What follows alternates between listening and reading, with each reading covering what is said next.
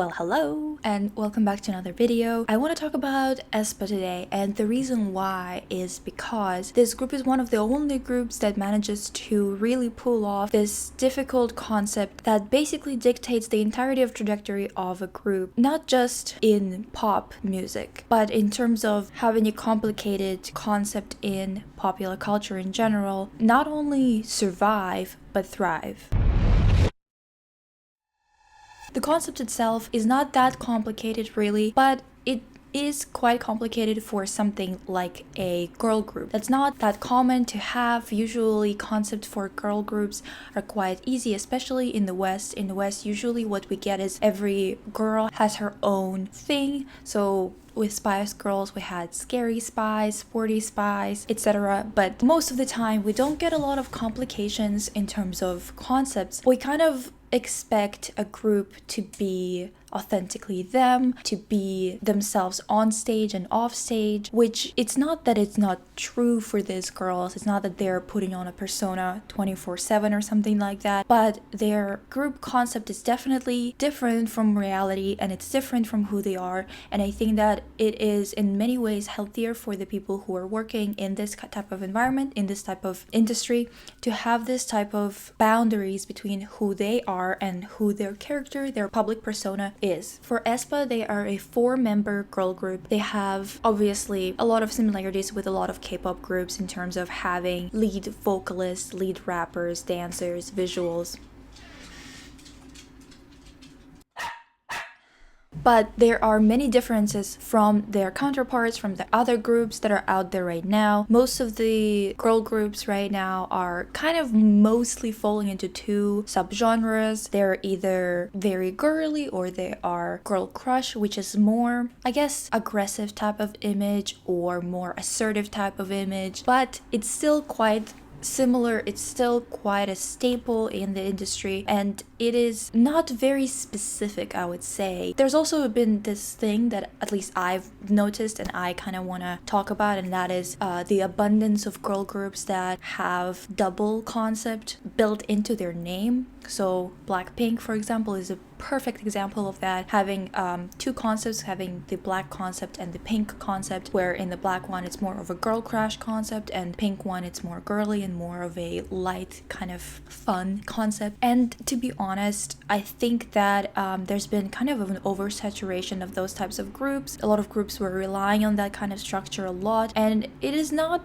bad by any means. It doesn't determine whether a group is good or bad, but it does determine a lot of things in terms of how the concept is framed and what the group does overall. What I found interesting about Aespa is that, to compare to a lot of other Eastern groups right now, they are a group that sticks to the same concept throughout all of their comebacks, at least up until this point. I'm not going to say that it's always going to stay that way. I'm not entirely sure how long this storyline is, but to put it kind of in perspective, these girls had their debut, I think, a year ago or almost a year ago, and they have 3 comebacks. So the first one was the debut. They debut with a song called Black Mamba, which introduces their storyline. They are a concept group, which means that they have one big concept that every single member kind of fits into. I would say that every group has a concept, but I wouldn't call every group a concept group, because oftentimes what they do is they rotate concepts to stay relevant, to stay fresh,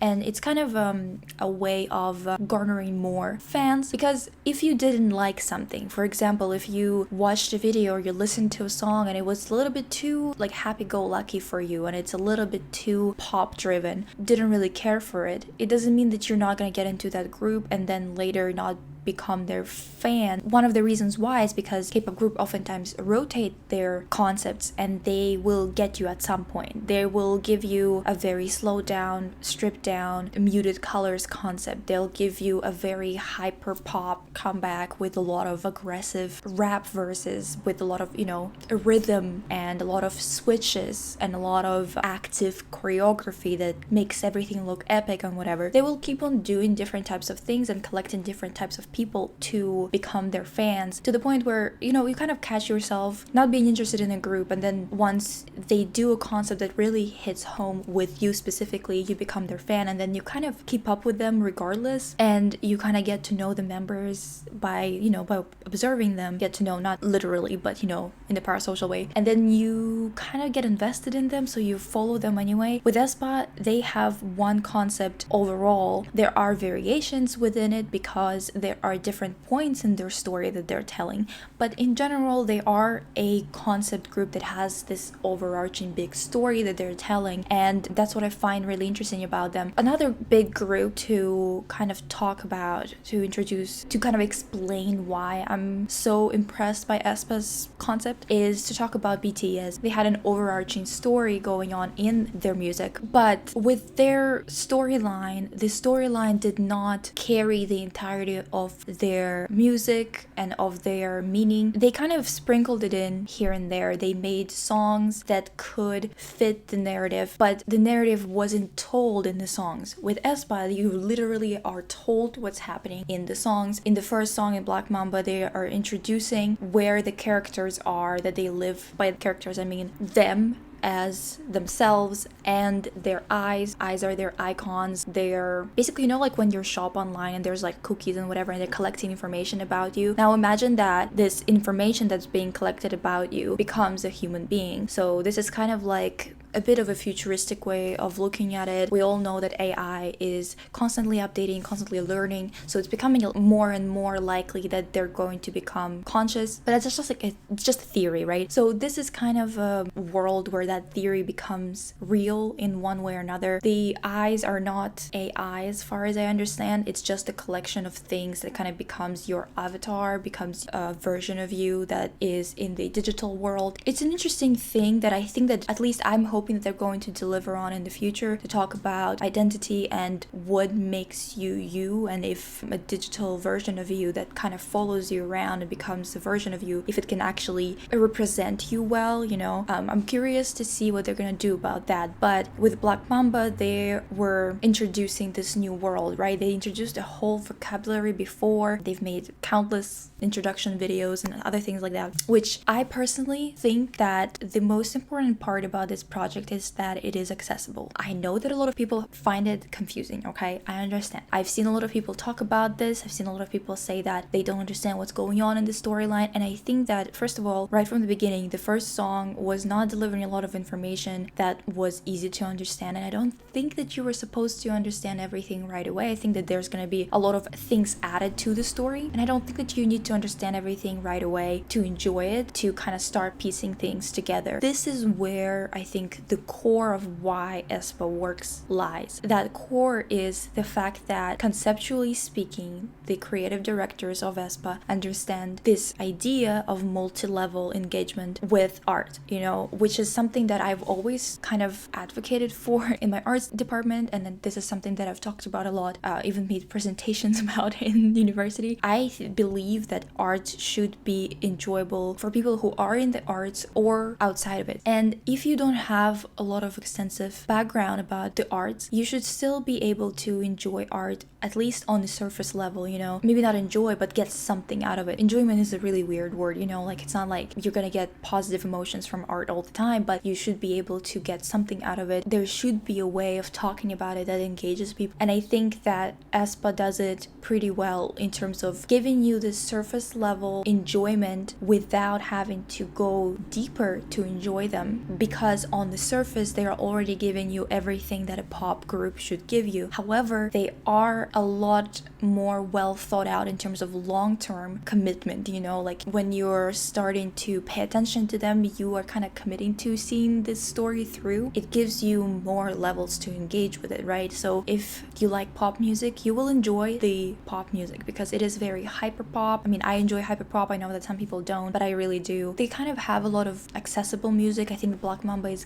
extremely accessible. Next Level is their second single, and it was a little bit more complicated. And I'm gonna tell you, I did not care for them that much with Black Mamba because I kind of was like, the concept is sloppy and whatever. Now I understand that they just did not introduce everything right away, and that they're going to keep on doing it for a long time. They're gonna keep on adding to the story and kind of expanding it in chunks, which makes total sense. Next Level was such a weird song. At first, there's so many switches, like 3 or something. They literally changed the beat so many times, but not just the beat, okay? The beat is pretty normal to change it. They changed beats per minute in the song too. Well, that, like you're used to key changes, you're used to melody changes and stuff like that. But beats per minute, that's pretty unique, I would say. And I think that the first time I listened to it, I was kind of like, okay, there's the beginning, and like I like a lot of these things about it, but it's strange as hell, and I'm not sure how I feel about it. Also, look at this teaser image. There's so many things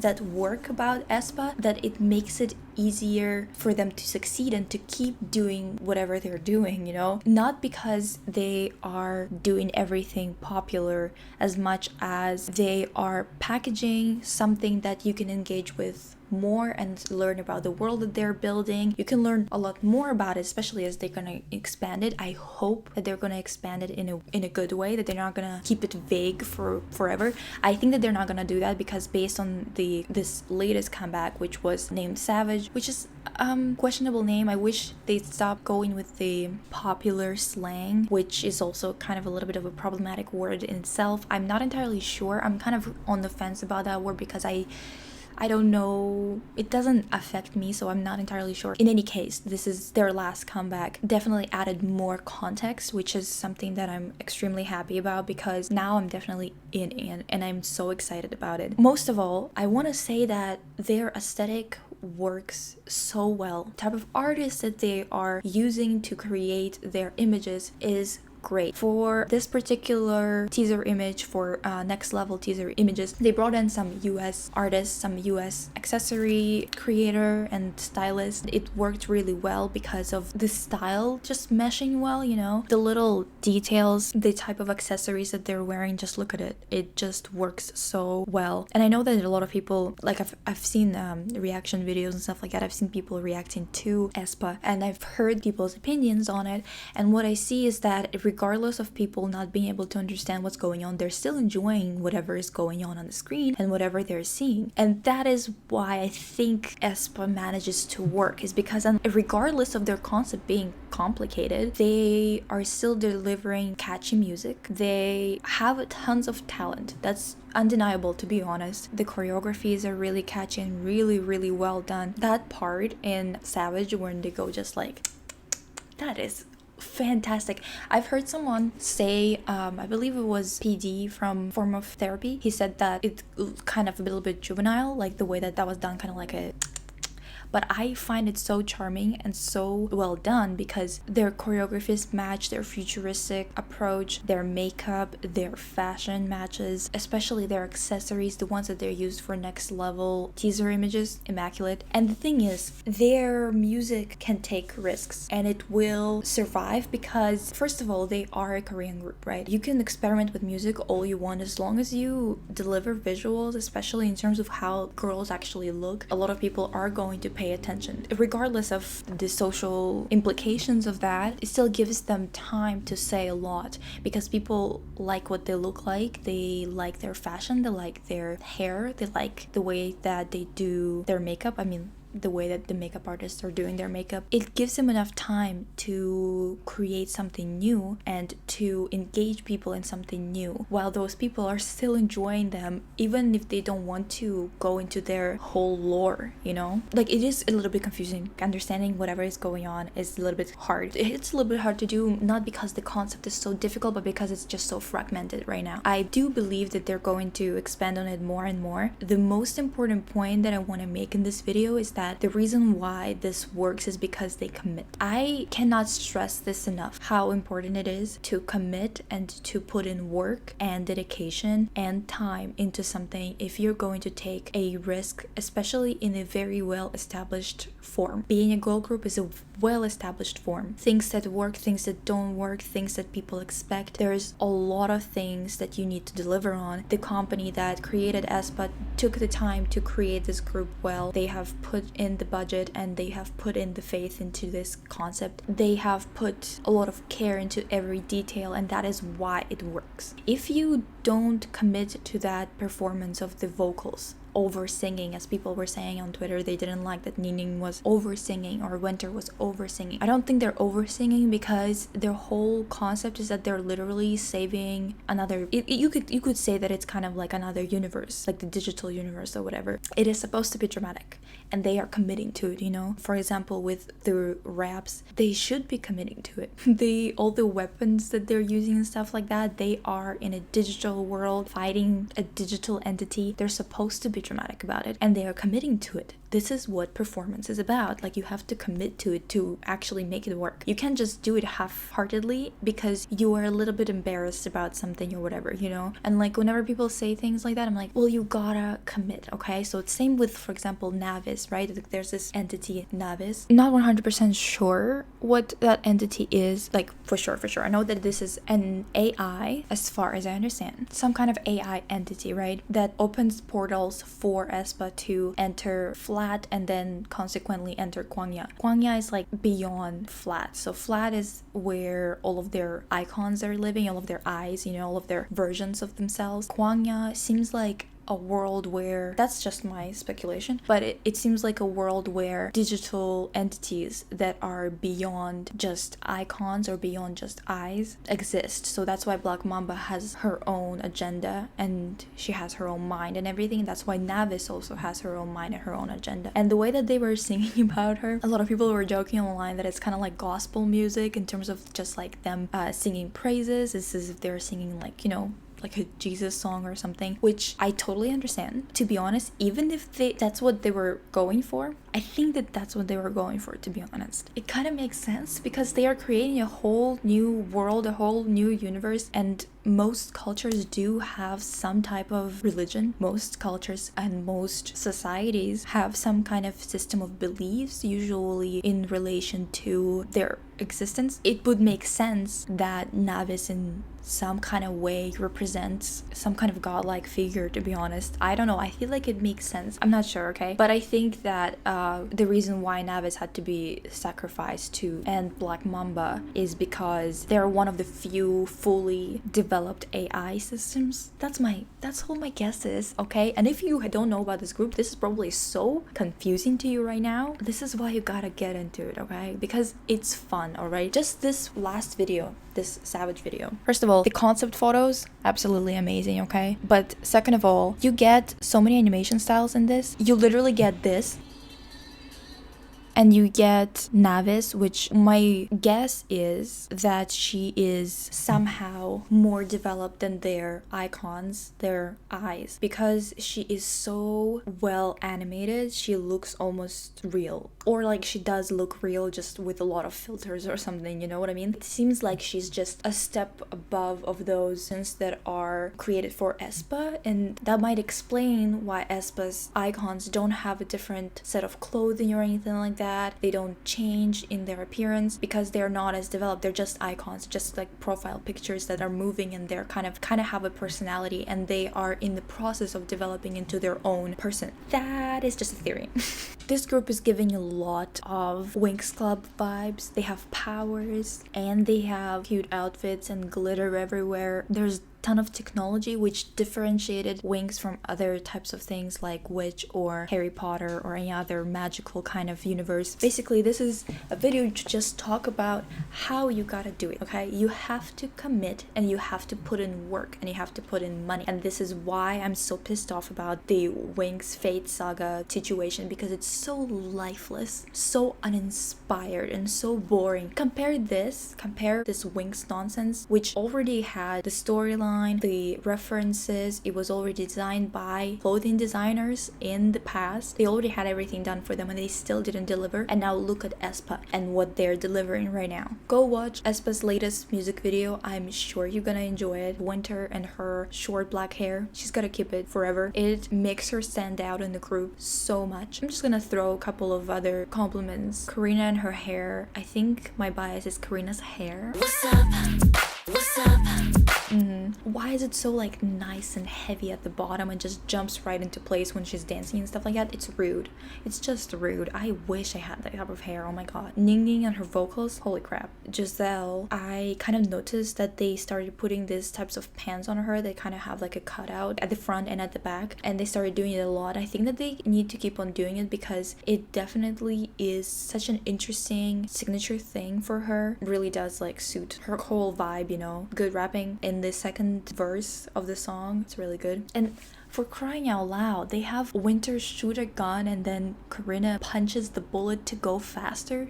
I love it. I love it. Everything is glittery and pink and there's a lot of weapons. Oh, fantastic. I'm here for it. This is what I wanted from Winx, okay? Maybe not entirely, of course, but still, there's a lot of things that were just done so right. I'm happy that Aespa is getting good feedback. That means that SM Entertainment, that they're gonna keep on going with them and keep on investing money into them, and also in the future, I'm sure they're gonna do more projects that are adventurous like this, and this is fantastic. I'm so glad when things like that work out because I'm so sick and tired of bland things that were done a million times being done over and over and over again. And there's a lot of things within Aespa, like some of the styling and whatever, that's been done a million times, but because it's so well contextualized, it works regardless. And that's how we have to be creating nowadays, is that yeah, everything's been done, but contextualize it in a new way, commit to it, make a good choreography, make a good song, have charismatic people on stage, and it's gonna work, you know. Basically, I'm just glad that someone's taking risks unlike some other people. I'm looking at you, Fate the Winx Saga, because apparently they had a big budget too, Winx Fate Saga, and they still messed it up. I will be back. I'm also gonna be back with a video showing